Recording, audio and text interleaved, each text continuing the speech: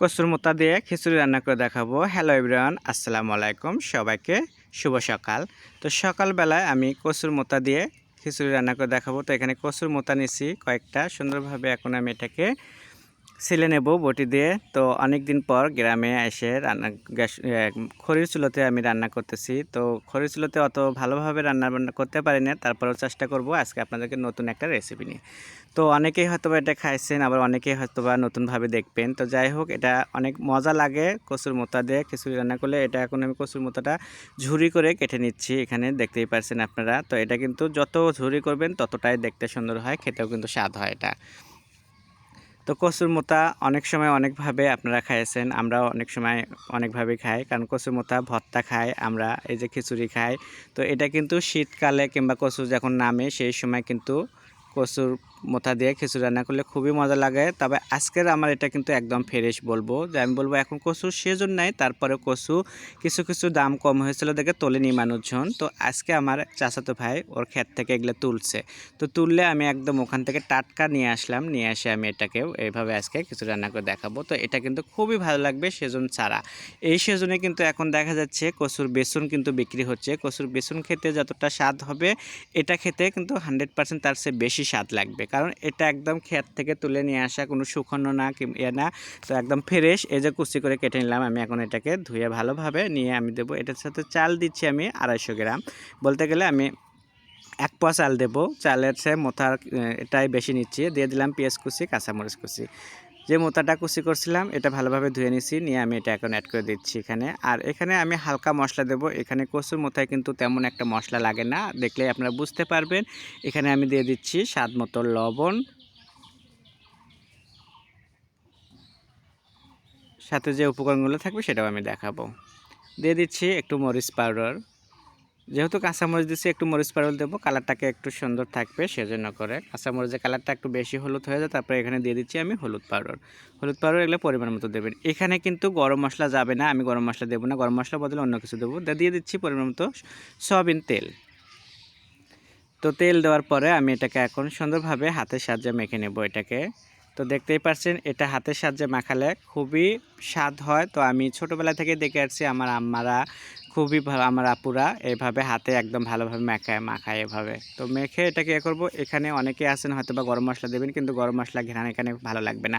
এখানে একটা আমি বলে শাল্লে পাতা, আমি ওই শাল্লে পাতাটা যাই হোক আগে মাখানো হয়ে গেল, এটাকে আমি এখন পানি দেবো।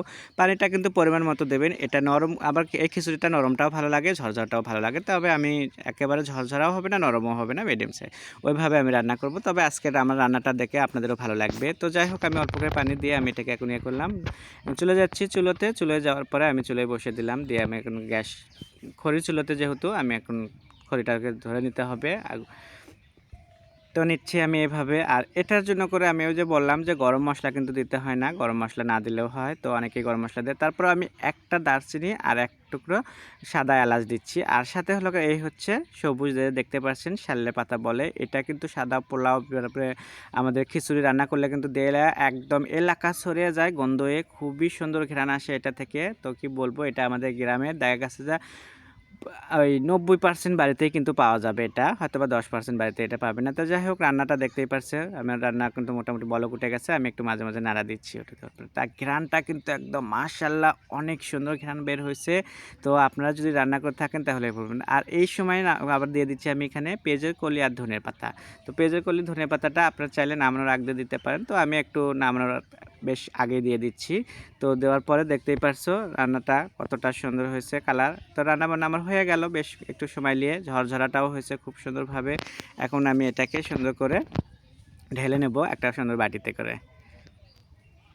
তো আমার ঝটপটে খিচুড়িটা কিন্তু হয়ে গেল আজকে কচুর মোতার খিচুড়ি। তো আপনাদের কাছে কেমন লাগলো অবশ্যই আপনারা করবেন, কমেন্টের মাধ্যমে জানাবেন। আর ভালো লাগলে ঝটপটে বাসায় আপনারাও এভাবে বানাবেন।